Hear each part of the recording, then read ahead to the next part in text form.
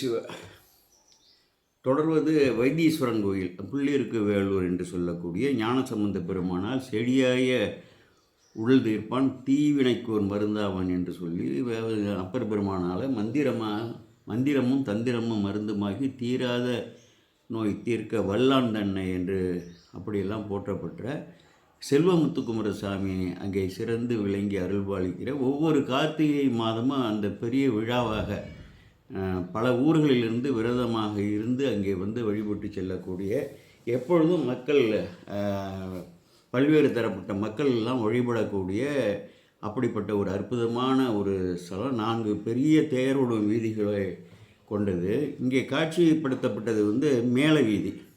இந்த மேல வீதியில் பார்த்திங்கன்னா அந்த கிழக்கு அந்த எல்லை இருக்குல்லையா, அதுலேருந்து ஒரு 20 அடியும், கீழே வீதியில் அந்த மேற்கிலிருந்து ஒரு 10 அடியும் அந்த தற்காலிக கடைகளால் வந்து பொதுமக்களால், அது இந்த ஆலயம் சம்மந்தப்பட்டதில்லை, பொதுமக்களால் ஆக்கிரமிக்கப்பட்டு சாதாரண கொட்டகை பந்தல் இப்படி ஒரு நெருக்கடிக்கு உள்ளாக்கப்பட்டிருக்கிறது.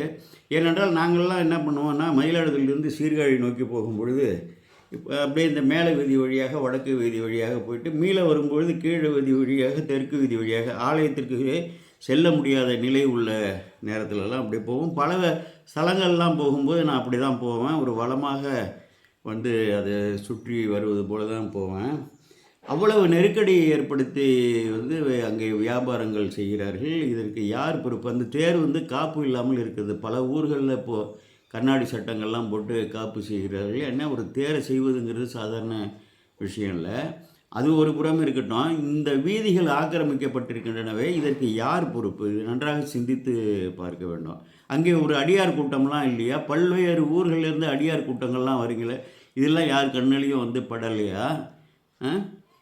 அவர்கள் வந்து வியாபாரிகளை வந்து குற்றம் சொல்ல முடியாது. அவர்கள் வந்து ஏதோ வருவாய்க்கு ஏதோ செய்வார்கள். அங்கே இருக்கக்கூடிய உள்ளாட்சி நிர்வாகம் இருக்கிறது இல்லை, உள்ளாட்சி நிர்வாகம், அந்த கமிஷனர் என்று சொல்லக்கூடிய ஆணையாளர் தான் இதற்கு பொறுப்பு. இது ஒரு பெரிய ஒரு குற்றம், அனுமதிக்கப்பட்ட குற்றம். ஏதோ ஒரு பயனை எதிர்பார்த்து பயனை பெற்றுக்கொண்டு அனுமதிக்கக்கூடிய குற்றம் என்பது இது நிரூபணமாகிறது. அன்பர்கள் எல்லாம் சிந்திக்க வேண்டும். அந்த ஆணையாளர் திருந்த வேண்டும், தீர்வு காண வேண்டும். வைத்தீஸ்வரன் கோயில் தேர் காப்பு இல்லாமல் இருக்கிறது.